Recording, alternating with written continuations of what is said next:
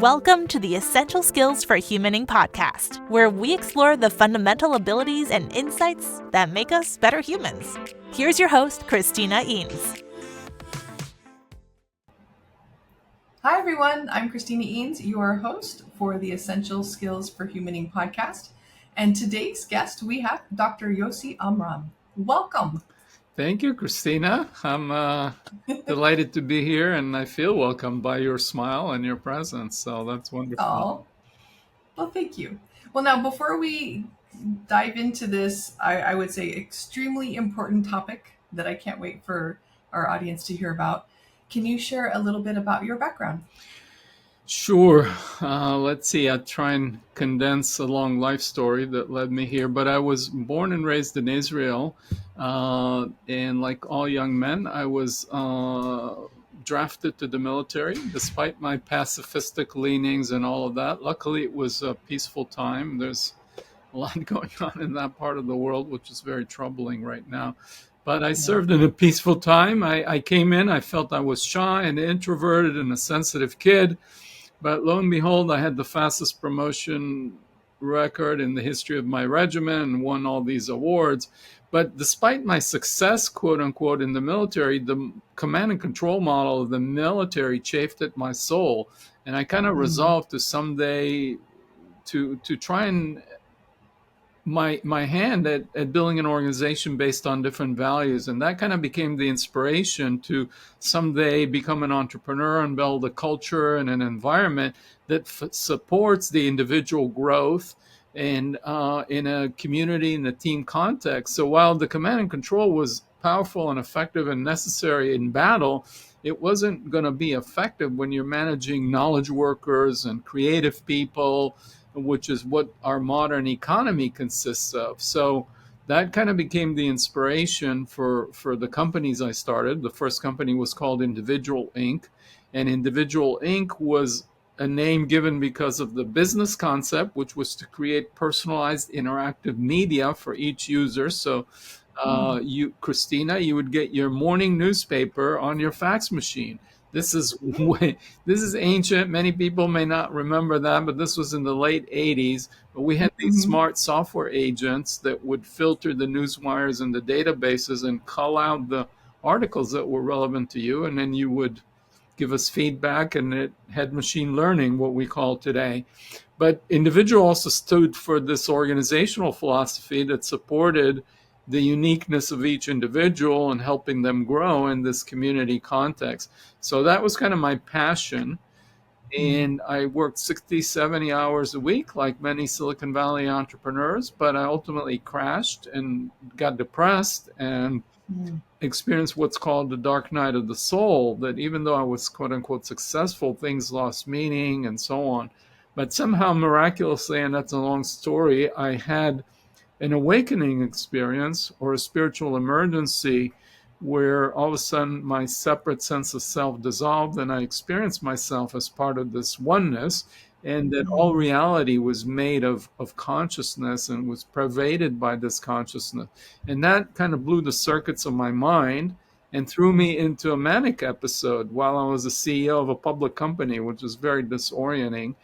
And that got my board to push me out. It's a long story. It was very traumatic, but it changed the direction of my life, where I try to understand, was this just a delusion, or was there something more real underneath this experience that I had? So that ultimately led me to pursue a doctorate in psychology and do all this research on spiritual intelligence, which is brings me today. And along the way, I became a coach and a therapist for other leaders and CEOs and so on. So that's kind of my life story condensed.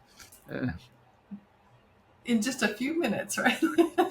Yeah. Great job on that too. Well, and I thank you for using your post-traumatic growth to help us. And you did that with spiritual intelligence. We'll learn more about the book that you recently published on that. But first, to level set us, can we define spiritual intelligence for the audience? Yeah, sure.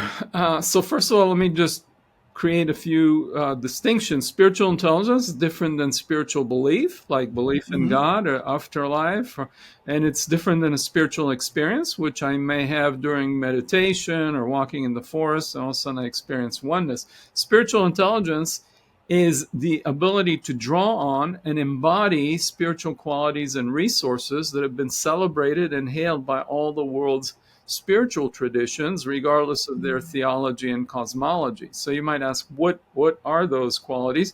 These would be things like purpose and service and gratitude and trust, integrity, humility, higher self, and so on. So these qualities have been celebrated and viewed as virtues for thousands of years. Now, modern science in the field of positive psychology has discovered these very same qualities contribute to our well-being and effectiveness as leaders. So there's a convergence of ancient wisdom with modern science. And so spiritual intelligence is this ability, again, to draw on and embody these qualities and resources. And in that regard, it's very analogous to emotional intelligence, which is the ability to draw on emotional resources and information to help manage our own and others' emotions. So before emotional intelligence, we had a dichotomy between emotion and reason. And if someone was hiring someone into a company and did a reference check and they were told, oh, so-and-so is very emotional, you'd say, I'm not sure I want them. They're emotional, they're dramatic, they're out of control. That was the association. But then emotional intelligence came and said, no, you can draw on emotional information and resources, and that's very intelligent. Now, in our culture, there's a dichotomy similarly between spiritual and practical. Spiritual is esoteric, you believe in angels and the afterlife, whatever, it's a little woo-woo, and there's no proof. But spiritual intelligence says, no, if you embody these qualities, it's very functional and it's practical. So spiritual intelligence bridges the gap between the spiritual and the practical in the same way that emotional intelligence bridged the gap between emotional and reasonable. So anyway, I could talk a lot more about it. But the good news is that now there is research about how to measure spiritual intelligence, because to bring science into it, the reason emotional intelligence became so accepted is there was a lot of research that defined what it is, how to measure it, and showed that people who score higher on emotional intelligence made better leaders, had happier lives, better relationship. So that's what I set out to do in my research, I did not develop I didn't coin the term spiritual intelligence. That was done by a woman called Dana Zohar in 1997, where I read her book about rewiring the corporate brain. But what I set out to do is to define it and operationalize how to measure it, and then showed that leaders that score higher on spiritual intelligence lead teams that are more committed, have higher morale, and lower turnover. And that was even after controlling for emotional intelligence. So when you're bringing a new concept, you have to show that it adds incremental value. And my research showed that emotional intelligence was important and contribute to leadership. Spiritual intelligence was. So each of them individually, but combined, they added more and had a synergistic effect, so to speak. And since then, there's been a lot of other research by other researchers that have even shown that leaders that have higher spiritual intelligence produce better financial results for their organizations. Those individuals lead more fulfilling life with better quality, with more satisfaction, have better relationships, and so on. So now there's a growing body of research, scientific research, that shows that spiritual intelligence is real, is measurable, and is positively impactful. Yeah. Well, I'd say not just for leaders, right, but just humans. Exactly. And a lot of what you mentioned too, I can see are huge contributors to our resilience. Which also leads to that happiness and that depth. Wow. Yeah. So where do you want us to go here? Do we need to go into the areas? Well, wherever your curiosity takes us, but I would it's all over the place. Okay, I'll just say one thing. You mentioned resilience. So I want to show how resilience is actually related to spiritual intelligence. Oh, absolutely. Because one of the qualities of spiritual intelligence is trust. And trust that the things that we are okay and that things will be okay. Einstein said once that one of the most fundamental questions we can ask ourselves is, do we believe we live in a friendly universe, so to speak, or is the universe kind of hostile or random? And so there's a view of reality that says that we all rose out of the randomness of the quantum soup, quantum fluctuations in the field, and random mutations. And that's kind of the Richard Dawkins view, the selfish gene. And, when people take that view, then the world is haphazard and we're kind of in a competitive jungle, so to speak, and it's Mhm. all, I might as well enjoy and consume as much resources as I can. And that can lead to despair and isolation and loneliness, which we're now facing.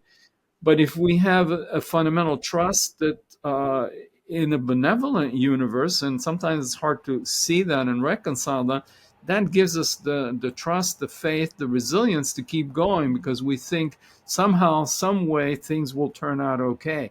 So trust as a spiritual intelligence quality leads to resilience. And so I was just trying to draw that connection, as you pointed out. Oh, absolutely. Yeah, the seven dimensions. Well, and I also liked, and your story shows this, right? Learning from adversity, turning those moments that are really tough for us, like trauma, turning them into learning opportunities and opportunities for growth. Yeah, and those become our sacred wounds. And Yeah, oftentimes our wounding becomes the basis for our gifts. So many yeah, people that have experienced trauma or whatever, been abused, raped, then those women then go on to become counselors and helpers and advocates for other women to help them. So yeah, I mean, I'm in a way a wounded healer. I had this trauma as a CEO, as a leader, as a founder of a tech company, but that has become my gift because I can work yeah, with my clients and understand the pressures they're under, the reality, and so on. So, yeah, these are our sacred wounds, and our suffering, as I like to think about it, is our curriculum for growth and yes, enlightenment. And when we take on that perspective, we shift from being victims of hmm, reality to being empowered. Like, okay, this challenging situation is happening, but it's not just random. It is something for me to learn from this, and that reframes the difficulties into opportunities, and that's empowering and feeds the resilience that you talked about. So yeah, that basic trust and the belief in the the benevolence of reality, and that we're here to serve a purpose, to learn, to grow, makes us more resilient, and life becomes a lot more meaningful. yeah. Well, and I've heard several of the dimensions you've already mentioned. Can you share the seven dimensions for the audience, and then kind of how they, at a high level, of course, how they interplay with each other? Sure. So one of them, let's see if I can remember. One of them is around meaning, mobilizing Hmm. meaning, and that rests on a few qualities. One is purpose. Why are we here as individuals? Why are we here as an organization? Service. How do we serve? We serve that which we love as individually, as an organization. It's a vision of the future for ourselves and our community, and it's this ability to reframe difficulties into opportunities. So those all fall into the dimension of meaning. The second Hmm. dimension is grace, interacting with grace, and that rests on the capacity of trust that I talked about, the capacity for beauty, seeing the beauty of reality, and then the joy, and then expressing gratitude. So bringing those qualities into our lives, into our Yeah. communities. And I think it's a lot more fun. Everybody wants to be around people that express beauty, joy, and gratitude, and have a fundamental trust. And then the other dimension is inner directedness. So we listen to our inner compass, our moral compass, our inner North Star, and we live in integrity with that. So there's an integrity, there's an inner directedness.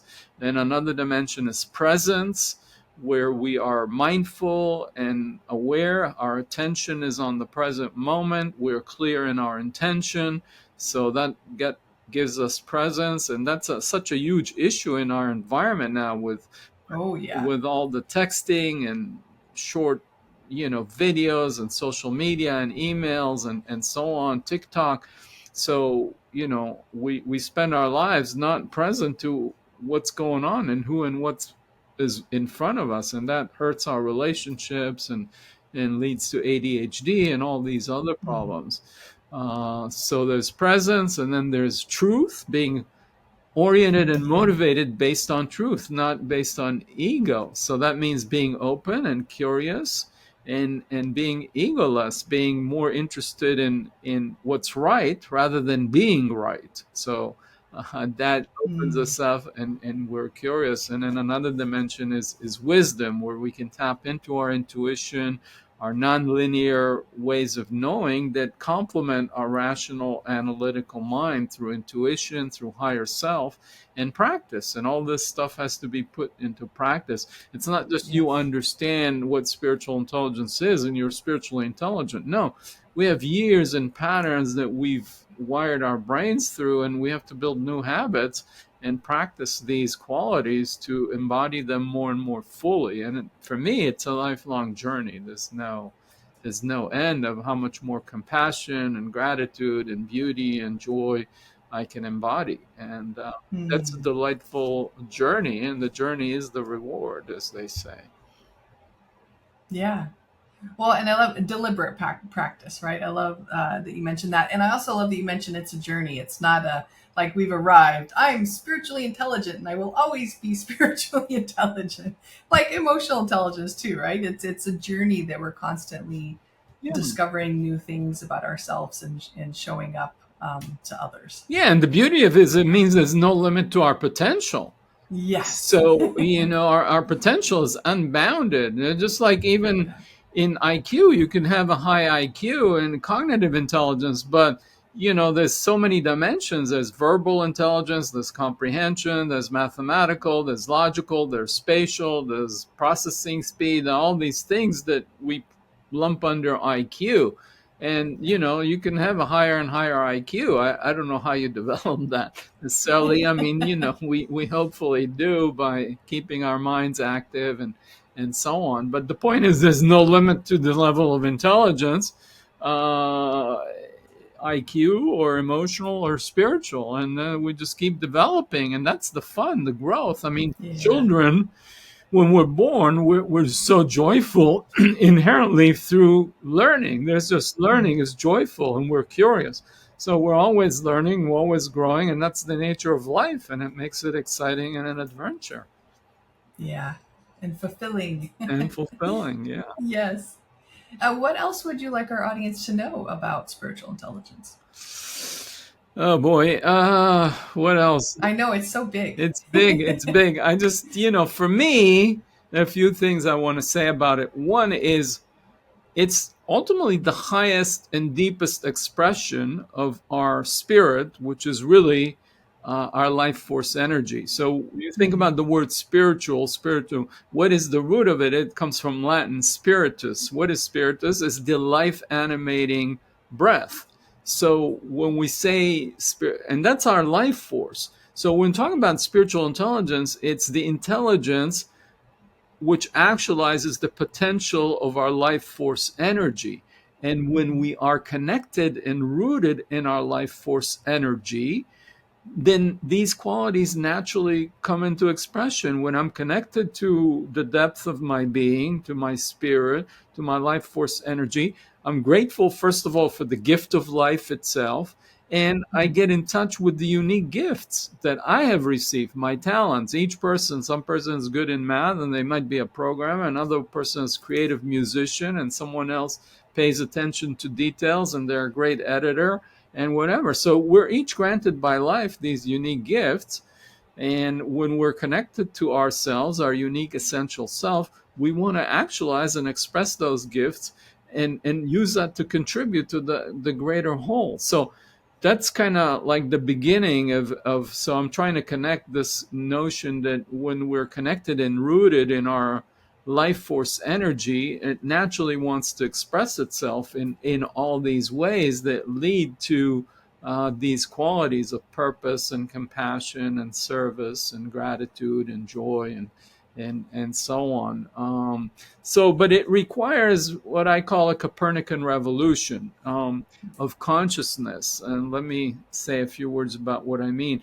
Up to Sure. Copernicus, when you look at the sky, humanity believed that the sun revolves around the earth. That's kind of how it looks, right? Through the day, the sun Mm-hmm. moves. So we thought that the earth is at the center of the solar system and the universe, right? But then Copernicus came, and then there was this Galileo moment, and they said, no, no, no, no. Really, the sun is revolving around the earth and revolving around its axis, and that's why it looks this way, but it's really not how it is. And obviously that's an important discovery that changed our whole way of being and living on this planet earth. Now, from an egoic standpoint, when we look at reality, it looks like we're all separate individuals. You and I are separate, and there's limited resources, and we're all trying to fight for that.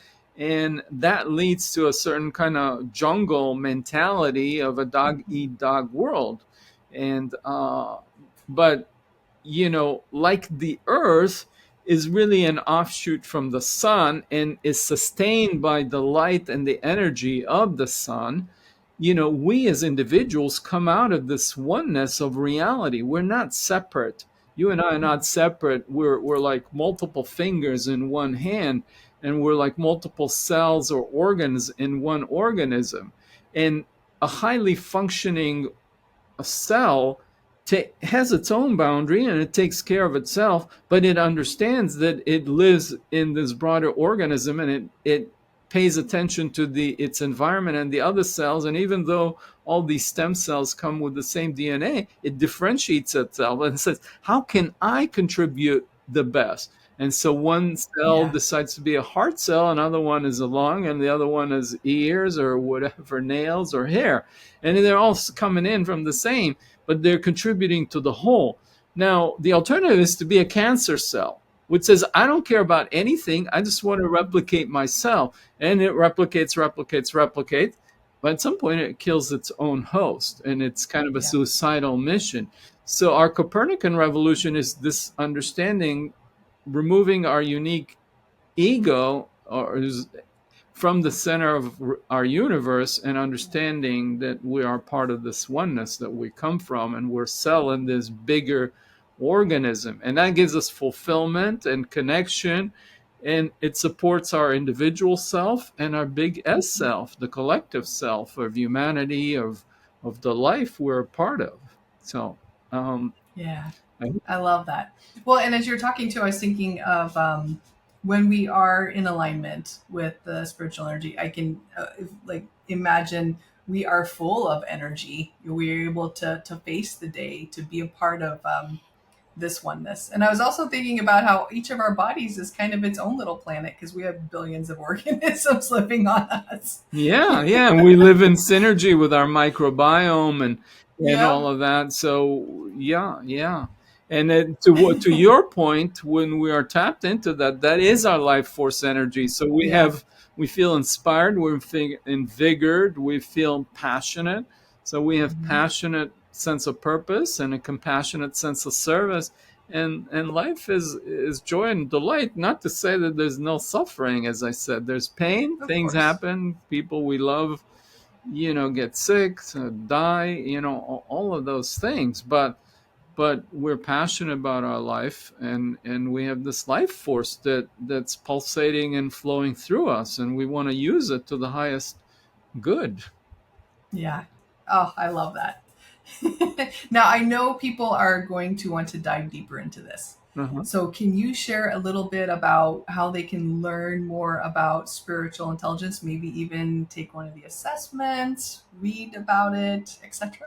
Okay, yeah, thank you for the opportunity to do my little commercial. So first, as you mentioned, there's my book, which is Spiritually Intelligent Leadership: How to Inspire by Being Inspired.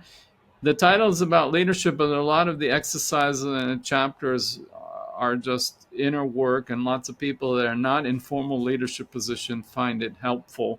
And Yes. it just won a gold award and Nautilus book and award and so on So you could buy that anywhere books are available, online and etc.